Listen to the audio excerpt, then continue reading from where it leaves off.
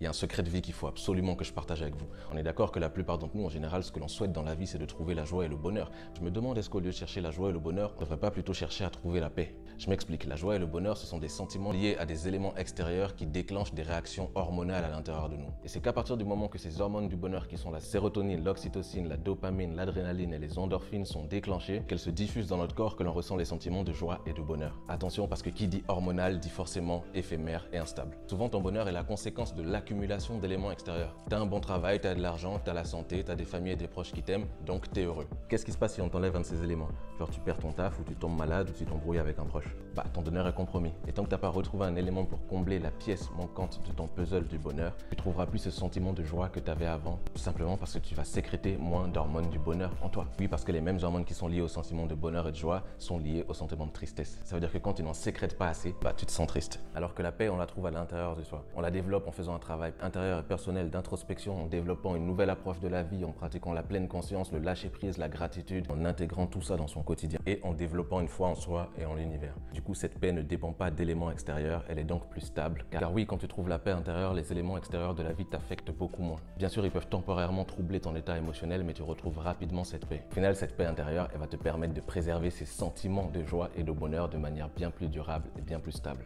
Car grâce à cette paix, ces sentiments de joie et de bonheur ne seront plus uniquement liés à ton activité hormonale. C'est une théorie qui me trotte depuis très longtemps dans la tête, donc s'il te plaît, dis-moi ce que tu en penses dans les commentaires. Est-ce que tu es d'accord avec moi ou est-ce que tu penses que je raconte du n'importe quoi? Et si tu as besoin d'aide pour trouver ta paix intérieure, ton chemin de vie ou t'épanouir spirituellement dans ta vie, écris-moi coaching en message privé pour réserver ta séance individuelle avec moi. En attendant, je t'envoie mes meilleures énergies. Allez, peace.